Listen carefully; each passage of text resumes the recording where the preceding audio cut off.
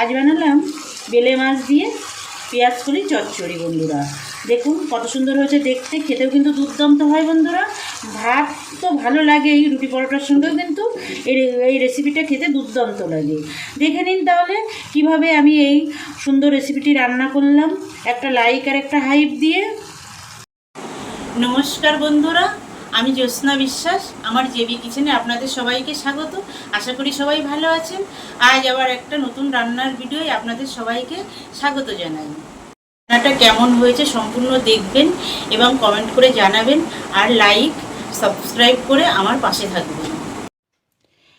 আজ রান্না করব বেলে মাছ দিয়ে পেঁয়াজ কলির চচ্চড়ি, যেটা খেতে দুর্দান্ত হয়। বন্ধুরা আমি দেখুন বেলে মাছগুলো সব কেটে ধুয়ে পরিষ্কার করে নিয়েছি।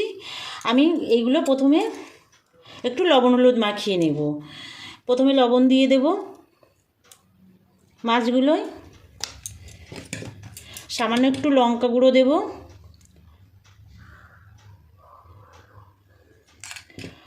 আর দেব হলুদ।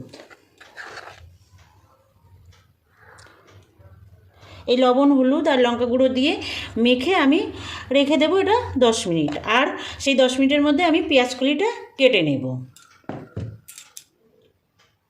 দেখুন আমি মাছগুলো লবণ হলুদ আর লঙ্কা গুঁড়ো মাখিয়ে নিয়েছি, আর আমি পেঁয়াজ কলিগুলো এরকম সাইজের আমি কেটে নিয়েছি। এবার আমি রান্না শুরু করব, তার জন্য চলে যাব গ্যাসের কাছে। আমি গ্যাসে দেখুন বন্ধুরা একটা প্যান বসিয়ে দিয়েছি। আমি দিয়ে দেবো সর্ষের তেল। আমি রান্নাটা সর্ষের তেলে করব, আপনারা আপনাদের পছন্দ মতো তেলে রান্না করতে পারেন, কোনো সমস্যা নেই। আমি তেলটা একটু ভালো করে গরম করে নেব। এই বেলে মাছ কিন্তু ভীষণ নরম হয়, তার জন্য তেল ভালো করে গরম করে তারপরে মাছটা ছাড়তে হবে। দেখুন তেলটা একদম ধোয়া ওঠা গরম হয়ে গেছে। আমি এবার একটু লবণ দিয়ে দেব। লবণ দিয়ে আমি মাছ ছেড়ে দেবো একটা একটা করে। লবণ দিলে তেলটা ছিটকায় কম, মাছ লাগে কম, সেই জন্য লবণ দিয়ে মাছটা ছাড়তে হয়। আমি সবগুলো মাছ একসঙ্গে দেবো না, আমি দুইবারে ভাজবো, তার জন্য এই কটাই দিলাম। একটা সাইড ভালো করে ভাজা হলে তারপরে আমি উল্টে দেবো। দেখুন একটা সাইড ভাজা হয়ে গেছে, আমি উল্টে দেবো। এই দেখুন একটা সাইড কত সুন্দর ভাজা হয়ে গেছে। এইভাবে যদি একদম ধোয়া ওটা গরম তেলের ছাড়া হয়, বেলে মাছও কিন্তু ভাঙে না। বন্ধুরা দেখুন একদম গোটা গোটায় আমি লাল লাল করে মাছগুলো ভেজে নেব। একটু নরম মাছ, সেই জন্য লাল লাল করে ভাজতে হবে। দেখুন একটা মাছও কিন্তু ভাঙেনি। দেখুন বন্ধুরা মাছগুলো কিন্তু একদম লাল হয়ে গেছে। এবার আমি তুলে নেব। এইভাবে লাল লাল করে ভেজে নিয়েছি, নরম মাছ যেহেতু, সেই জন্য তুলে নেব। তুলে নিয়ে পরবর্তী যে মাছগুলো আছে মাছগুলো আমি ভেজে নেব। সব মাছগুলো ভেজে নিয়েছি। এই তেলে আমি দেখুন এই যে মিডিয়াম সাইজের দুটো আলু এরকম আমি ভাজার মতো কিন্তু একটু মোটা মোটা করে কেটে নিয়েছি। এইভাবেই চচ্চড়িতে দিলে ভালো লাগে। এই আলুটাও আমি একটু লবণ দিয়ে লাল লাল করে ভেজে নেব। সামান্য একটু লবণ দিয়ে দেবো, দিয়ে লাল লাল করে একদম ভেজে নেব।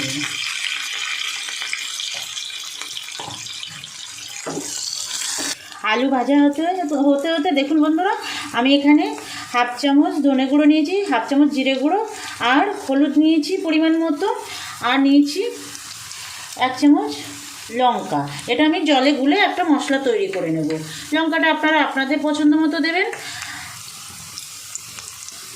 দেখুন আলুটা আমি একদম লাল লাল করে ভেজে নিয়েছি, একদম সিদ্ধ হয়ে গেছে। আলু কিন্তু 80%-এর উপরেও সিদ্ধ হয়ে গেছে। দেখুন একদম সিদ্ধ হয়ে গেছে। আমি এবার নামিয়ে নেব, যেহেতু পেঁয়াজ কলির সঙ্গে দেবো। পেঁয়াজ কলি তো সিদ্ধ হতে বেশি টাইম লাগে না, সেই জন্য আমি এটা ভালো করে ভেজে নিলাম, যাতে 80% পর্যন্ত সিদ্ধ হয়ে যায়। নামিয়ে নেব। আলুটা নামিয়ে নিয়েছি। আমি এই তেলের মধ্যে আরেকটু তেল দিয়ে দেব। তেল দিয়ে তেলটা গরম করে নেব। এই মুহূর্তে যে সকল নতুন কিংবা পুরনো বন্ধুরা আমার ভিডিওটা দেখছেন, আপনাদেরকে জানাই অসংখ্য ধন্যবাদ আমার ভিডিওটা দেখার জন্য। শেষ পর্যন্ত দেখবেন। আর নতুন বন্ধুরা আমার চ্যানেলটা সাবস্ক্রাইব করে আমার সঙ্গে থাকবেন, বেল আইকনটা প্রেস করে রাখবেন। যখনই আমি নতুন কোনো রান্নার ভিডিও আপলোড করব আপনাদের কাছে নোটিফিকেশান চলে যাবে, আপনারা সময় মতো দেখে নিতে পারবেন। আপনাদের কাছে আমার এটাই অনুরোধ বন্ধুরা। আর পুরনো বন্ধুরা আমার সঙ্গে যে সকল বন্ধুরা আছেন, আপনাদেরকে তো অসংখ্য ধন্যবাদ জানাই আমার সঙ্গে থাকার জন্য।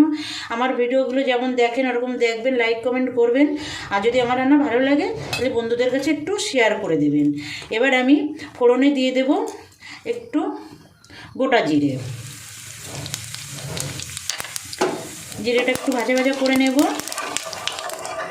দেখুন জিরেটা ভাজা হয়ে গেছে। এবার আমি একটা মিডিয়াম সাইজের পেঁয়াজ কুচি দিয়ে দেবো, ছোটো ছোটো করে কুচিয়ে রেখেছি। পেঁয়াজটা একটু 2 মিনিট ভেজে নেব।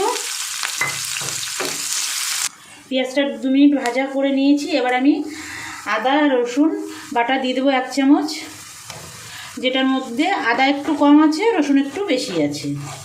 এটাও একটু কাঁচা গন্ধ থাকা পর্যন্ত ভেজে নেব, যাতে কাঁচা গন্ধ না থাকে বন্ধুরা। দেখুন বন্ধুরা, পেঁয়াজ রসুন আদা সুন্দর ভাজা হয়ে গেছে। এবার আমি একটু কাঁচা লঙ্কা বাটা দিয়ে দেবো। যেহেতু এটা পেঁয়াজ কলি দেওয়া, সেই জন্য কাঁচা লঙ্কা চেরাটা দেওয়া যাবে না, বাটাটা দিতে হবে। আমি 1 চামচ কাঁচা লঙ্কা বাটা দিলাম। লঙ্কাটা আপনারা আপনাদের পছন্দ মতো দিয়ে দেবেন। একটু নেড়ে নেব। দেখুন মশলা থেকে সুন্দর তেল ছেড়ে দিয়েছে। এবার আমি এই যে গুলে রেখেছিলাম জিরে গুঁড়ো, ধনে গুঁড়ো, লঙ্কা গুঁড়ো আর হলুদ, সেটা দিয়ে দিলাম।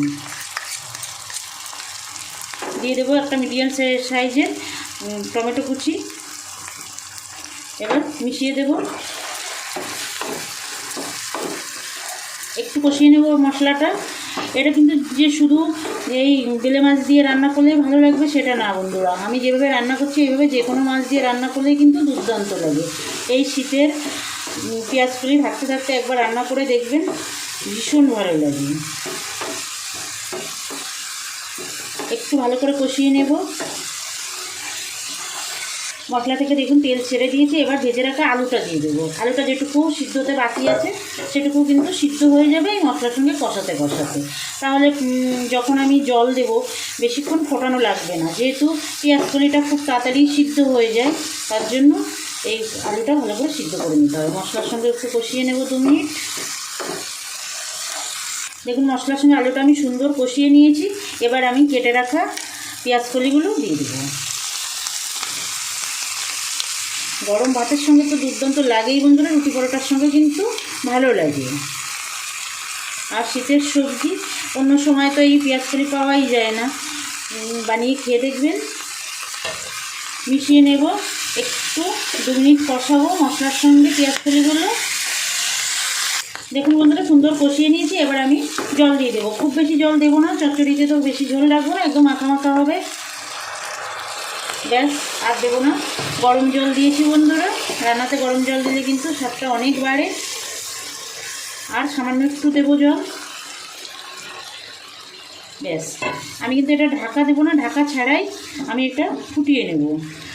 ঝোলটা ফুটলে আমি লবণ দেব। দেখুন ঝোলটা ফুটে উঠেছে। এবার আমি স্বাদ মতো লবণ দিয়ে দেব। আর দেখুন পেঁয়াজ কলিগুলো কিন্তু একদম সবুজই রয়েছে, যেহেতু আমি একদম কম ভাজা করেছি, সেই জন্য। বেশি ভাজা করলে কিন্তু পেঁয়াজ কলিটা একদম কালো হয়ে যায়, সেই জন্য পেঁয়াজ কলি সবসময় একদম লাস্টে দিয়ে অল্প একটু 1-2 মিনিট মশলার সঙ্গে কষিয়ে জলটা দিয়ে দিতে হয়। একটু ফুটাবো। দেখুন কত সুন্দর ফুটছে। এবার আমি মাছগুলো দিয়ে দেবো। আমার আলু পেঁয়াজ কলি সবই কিন্তু সুন্দর সিদ্ধ হয়ে গেছে। মাছগুলো দিয়েও আমি আরও 2 মিনিট রান্না করে নেব।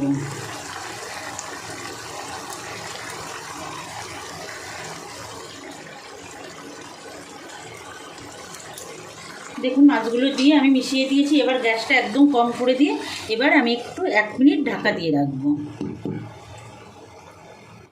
দেখুন বন্ধুরা 2 মিনিট আমি ঢাকা দিয়ে একদম কম আঁচে রান্না করে নিয়েছি, হয়ে গেছে আমার। আমি গ্যাসটা এবার অফ করে দেব। অফ করে দিয়ে নামিয়ে নেব। দেখুন বন্ধুরা একদম রেডি হয়ে গেছে পেঁয়াজ কলি দিয়ে বেলে মাছের চচ্চড়ি। বানাবেন এই দুর্দান্ত স্বাদের রেসিপিটি। আজ তাহলে এই পর্যন্ত থাক, আবার দেখা হবে নতুন কোনো রান্নার সঙ্গে নতুন কোনো দিনে। ভালো থাকবেন সবাই, নমস্কার।